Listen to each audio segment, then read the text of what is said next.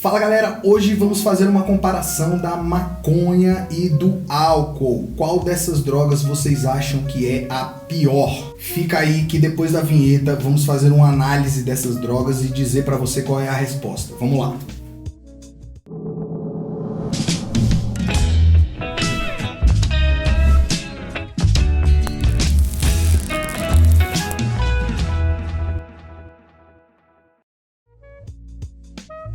Fala galera, bem-vindos ao mundo da cannabis, eu sou o Sapão e hoje tá chegando o período de carnaval, passamos agora há pouco pelas festas de fim de ano, entrada de ano, essas trocas aí, e uma das drogas que mais abastecem essas festas, a droga legal é o álcool e a droga ilegal é a cannabis, e por isso resolvemos fazer uma comparação do álcool com a maconha, com a cannabis. Essa comparação vai começar, obviamente, dizendo que as duas são drogas, Tanto a cannabis quanto o álcool são drogas, são considerados drogas. A diferença é que o primeiro deles, o álcool é legal, é permitido, e a cannabis é ilegal. A gente já falou algumas vezes aqui dessa comparação do álcool com a cannabis e o que a gente vai fazer hoje aqui é trazer alguns detalhes sobre os efeitos e os perigos, obviamente, dessas drogas. Vamos começar pelo álcool. O álcool a bebida alcoólica é legalizada no Brasil e o consumo da bebida alcoólica cresce a cada ano. Todo ano as empresas de bebida alcoólica somam receitas. Uma pesquisa que a gente conseguiu pegar diz que 32% da população brasileira bebe de forma moderada e 16% bebe de forma nociva, tem um comportamento nocivo na hora de inserir bebida alcoólica. O álcool é considerado a principal droga de entrada para outras drogas mais pesadas, mais nocivas, principalmente, inclusive a cannabis, a maconha. Por ter o consumo permitido, de ser de fácil acesso, é muito fácil você associar o consumo do álcool com outras drogas como o LSD, o êxtase, o MDMA, essas drogas de mistura, outras anfetaminas, metanfetaminas, e que é uma mistura muito perigosa. Inclusive álcool com cannabis é uma mistura perigosa, normalmente a gente diz, a pessoa quando bebe demais e usa cannabis é uma bomba. Se você estiver fumando e beber, num tempo você vai acabar parando. Mas a mistura inversa de muito álcool e pós-cannabis também é perigosa e às vezes pode ser fatal a mistura dessas drogas, Além disso, acrescenta substancialmente após o consumo do álcool a probabilidade do indivíduo, por conta do comportamento do uso dessa droga, do álcool, ele causar danos a si próprio, a sua saúde, e danos a terceiros, É uma das consequências piores do álcool, talvez sejam os efeitos do pós-uso, Entre os adolescentes, o uso de álcool, ele não é permitido, menores não podem usar, mas a gente sabe que por ser muito fácil o acesso, as crianças acabam bebendo, os menores acabam bebendo, inclusive muitas dos menores, dos adolescentes, têm contato com o álcool na própria família antes mesmo de completar 18 anos. Entre os jovens, quando o jovem bebe demais, ou então quando faz uso abusivo, diminui a possibilidade de um sexo seguro, nos encontros ali, nas festinhas, e aí causa gravidez não planejada, HIV, outras doenças sexualmente transmissíveis e doenças em geral, que são relacionadas ali ao uso indevido. E com relação às doenças relacionadas pelo álcool, a principal delas é a dependência, que atinge 13% da população brasileira, com números atualizados pós-pandemia. Ou seja, depois da pandemia, aumentou muito o número de gente que bebe e que é viciado, tem dependência alcoólica. Dessas pessoas com altíssima dependência, elas desenvolvem outras doenças que estão correlacionadas, cirrose, doença do fígado, diabetes, doença do coração e muitas outras.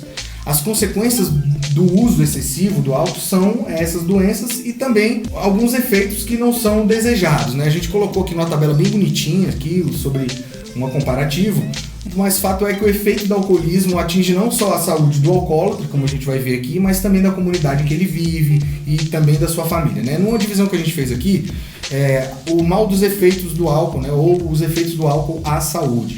Os físicos são afecções como cirrose hepática, câncer de vés, problemas cardíacos, diabetes. Problemas mentais tem a falta de memória, perda de memória e de concentração. Além de perder concentração, a pessoa que está bêbada, ela tem perda completa de memória. A gente tem vários, quem conhece algum amigo que tem um caso relacionado, o cara bebeu tanto e não sabe como acordou na casa de um outro amigo, ou como acordou em casa, ou o que fez no dia anterior. Então tem esse problema no álcool. Problemas neurológicos, tem problemas de coordenação motora, a pessoa que bebe demais álcool, ela não consegue nem andar, fica com andar cambaleante, fica mal, enfim. E problemas psicológicos tem apatia, tédio, depressão, efeitos sociais, os crimes relacionados, ou crimes que ocorrem, né, com associação do uso de álcool, né? A gente pegou um estudo aqui que é bem antigo, mas com certeza deve estar daí para pior. Em 1996, 41% dos crimes, dos homicídios em São Paulo foram detonados pelo uso do álcool, e nos Estados Unidos 54%, ou seja, em 1996, muito tempo atrás, já tinha esse número absurdo. Esse número é antes da lei seca. Depois da lei seca, a gente trouxe outros dados também, se mantiveram alguns desses números, não foi tão ruim, mas se mantiveram esses números. Acidentes de trânsito, 35% dos trânsitos que ocorrem com vítimas no Brasil são derivados do uso do álcool ou do abuso do álcool. Das mortes, então, isso pula para 70% das mortes relacionadas a acidentes de trânsito estão associados ao uso de álcool. Teve um dado divulgado aqui que 35 mil pessoas, em média, morrem de acidente de trânsito por ano no Brasil.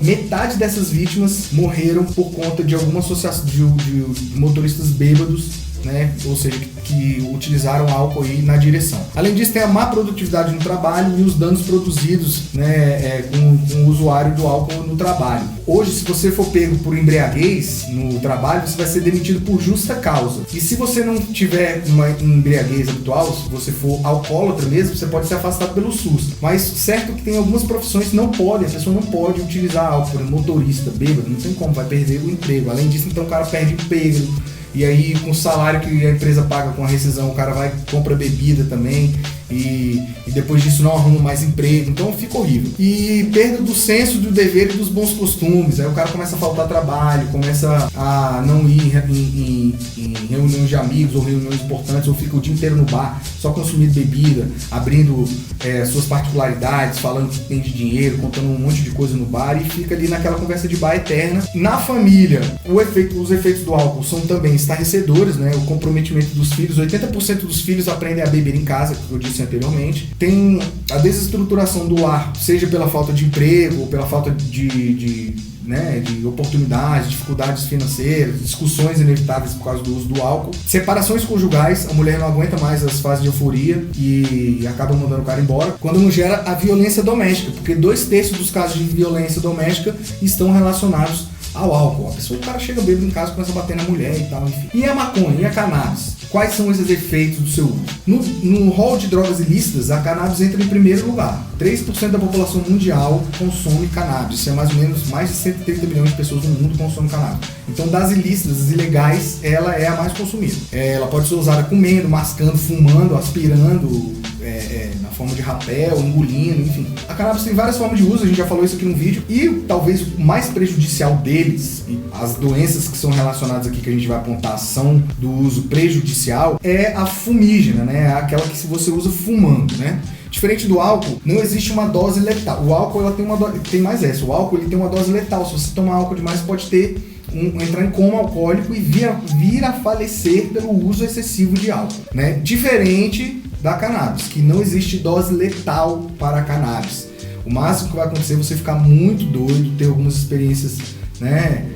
Too high, você vai ficar eufórico demais, você pode ter a visão embaçada, algumas alucinações. Por causa disso, talvez a cannabis das drogas ilegais e também das legais, inclusive na comparação com o álcool que a gente está fazendo aqui agora, ela é uma opção considerada segura. Um estudo que a gente encontrou diz que a maconha chega a ser 144 vezes mais segura do que o álcool, né, do que a opção feita pelo álcool como droga, por conta dos seus efeitos e das suas consequências. As doenças relacionadas ao consumo da cannabis são raríssimas e muitas vezes se limitam a síndromes sociais. Fora, obviamente, né, os casos que têm alguma predisposição genética, né, aqueles que têm predisposição para esquizofrenia, a gente já falou disso aqui, pode ser um gatilho, menores, né, aqueles jovens menores de 25 anos podem ter problemas sociais e tal.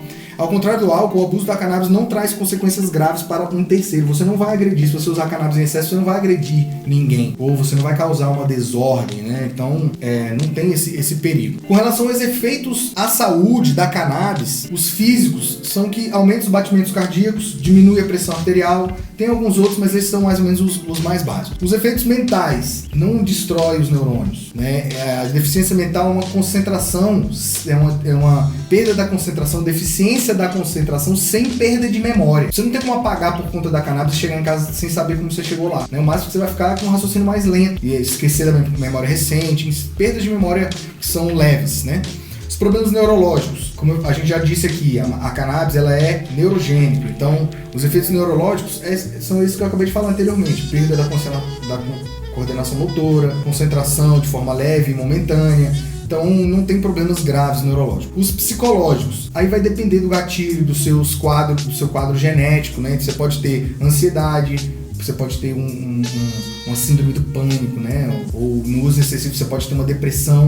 E, de novo, no caso dos jovens, tem a possibilidade de efeitos sociais, que é o que a gente vai dizer agora. Crimes, não existem crimes, um estudo que trata exclusivamente do crimes relacionados ao uso da cannabis. O que a gente tem é a apreensão de jardineiros, growers e de pacientes cultivadores, porque é como usuários, né? Ou seja, o usuário da cannabis, o uso associado da cannabis não causa nenhum crime, não aumenta nenhum crime. E o principal crime associado ao uso da cannabis é exatamente fruto da proibição, que é o quê? O tráfico de drogas. E o tráfico de drogas, sim, é a principal crime relacionado ao uso da cannabis, mas ele é fruto do proibicionismo. Então, ele não é um crime causado pelo consumo. O usuário de cannabis não vai fumar um baseado e vai sair cometendo um crime, ou então vai fumar 10 baseados e vai sair louco como um doido aí dirigindo um carro e matar alguém. Não tem como. Então, por isso, acidentes de trânsito, né, também estudo especificamente sobre acidentes de trânsito de cannabis no Brasil não tem. Apesar de ser crime, no Brasil você não pode dirigir sobre nenhuma substância.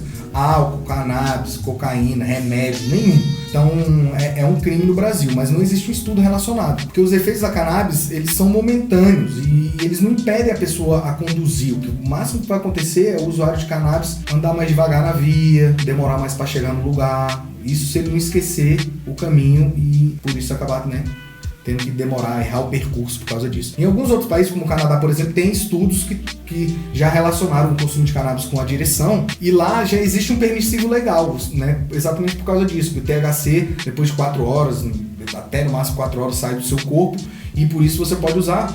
Mas as leis lá no trânsito são muito severas. Por exemplo, se você dirigir sob efeito de cannabis e matar alguém, atropelar alguém, você vai pegar prisão perpétua, e o álcool também. Então lá é mais ou menos parecido a tolerância com relação ao uso da cannabis e direção. Mas o canabista, ele dirigindo no trânsito, ele não causa perigo nenhum, a não ser ficar atrapalhando o trânsito porque ele está dirigindo ruim. E além disso, as síndromes antissociais, que é uma daquelas síndromes que eu falei dos jovens de 25 anos, que quando eles consomem cannabis em excesso, eles têm dificuldade de arrumar emprego, eles acham que tudo é um problema na vida e tem uma síndrome que acusa isso.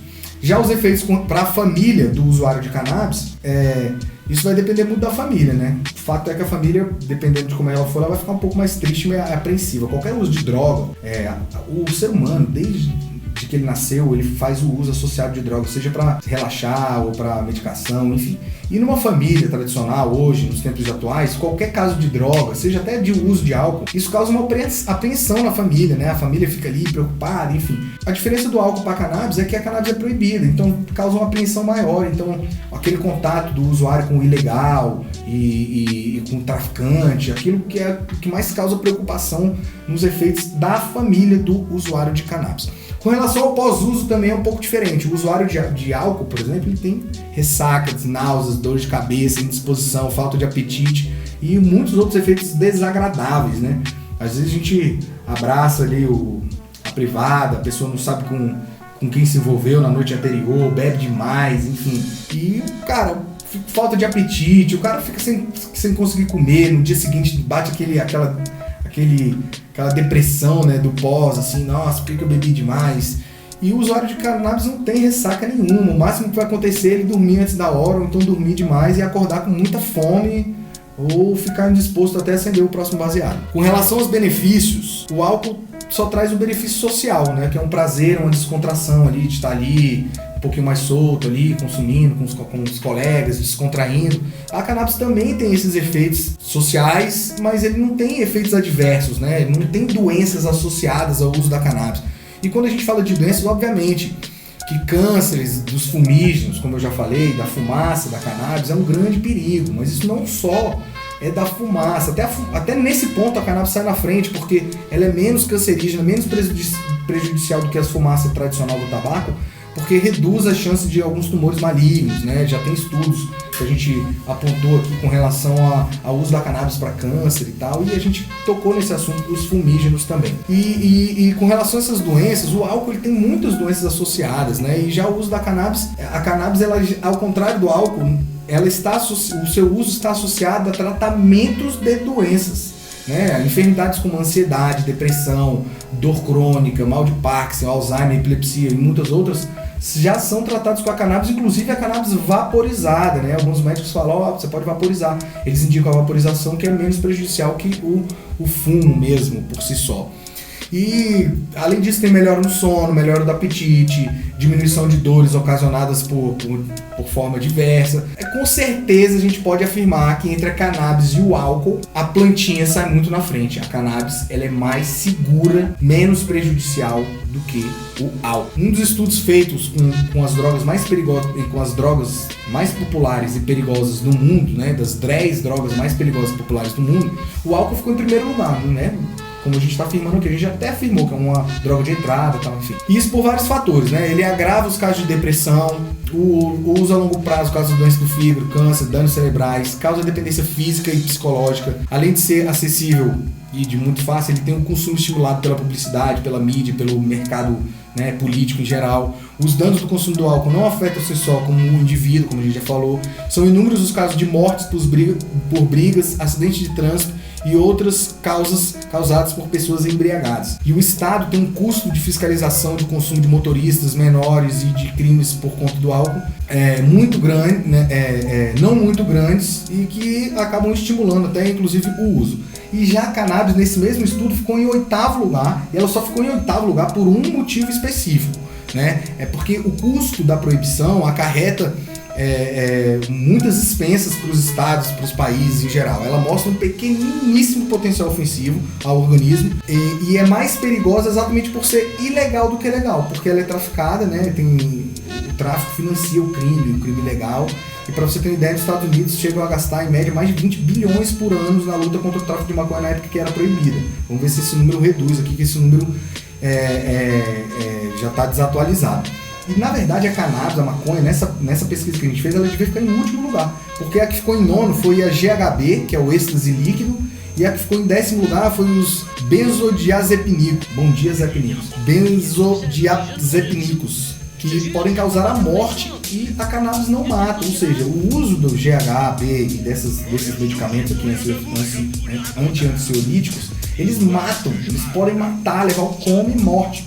A cannabis não. Então, essa lista aqui a gente achou um pouco infeliz aqui por ter colocado nela nessa comparação aqui em 8º lugar. Mas o cara até justificou, só ficou em 8º lugar por causa do dinheiro que gasta com o tráfico. Então, galera, é mais ou menos isso. A gente fez essa comparação assim, bem lúdica, né? Bem rapidinho, bem lúdica aqui do álcool com a cannabis. E agora vocês conhecem os efeitos, vamos ver e as consequências, né? Então, quando vocês forem se divertir no carnaval, nas suas festas, nas suas confraternizações, churrascos, festinhas, etc., lembrem de fazer a escolha certa, né? Façam a melhor escolha, sejam conscientes. De novo, a gente não está estimulando ninguém aqui a consumir nem álcool, nem cannabis. A gente está fazendo uma comparação para você ter a liberdade e você ter esse conhecimento e poder fazer uma escolha, né? A melhor escolha que seja para você, né? Eu espero que vocês tenham gostado desse tema de hoje. Foi um tema importante, muitas pessoas pediram, né? E não esqueça de você dar o seu like aqui, de se inscrever aqui no nosso canal, de comentar, mandem comentários, continuem mandando aí os comentários, indicando, falem disso, falem daquilo, que a gente vai encaixando aqui e colocando vocês para falar. Beleza? A gente se vê então no próximo episódio. Valeu, galera!